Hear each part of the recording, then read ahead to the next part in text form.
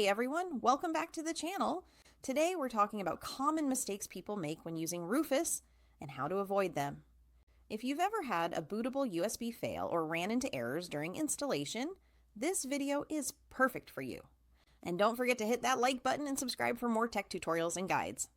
Let's start with one of the most frequent mistakes: selecting the wrong USB drive.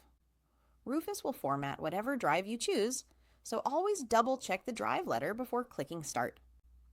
Accidentally formatting the wrong drive can lead to permanent data loss. Next is choosing the wrong partition scheme or file system.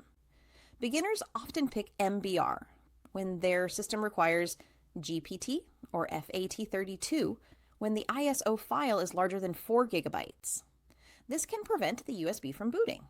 Always check whether your system uses BIOS or UEFI and choose the proper scheme and file system.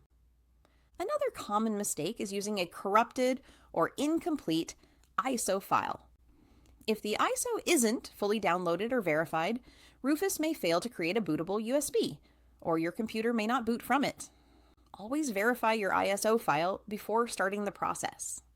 Some users also skip formatting issues. Not formatting the USB properly or skipping the quick format can lead to errors during boot. Formatting ensures the USB has the right structure to be recognized by your system.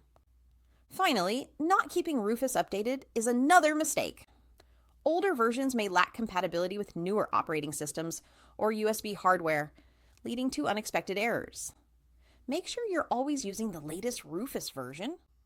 In short, the biggest mistakes with Rufus involve selecting the wrong drive, incorrect settings, corrupted ISOs, improper formatting, and outdated software. Avoiding these mistakes ensures your bootable USB works smoothly every time. If you found this video helpful, give it a thumbs up, share it with friends who might need it, and subscribe for more tech tutorials and guides. Thanks for watching, and I'll see you in the next one.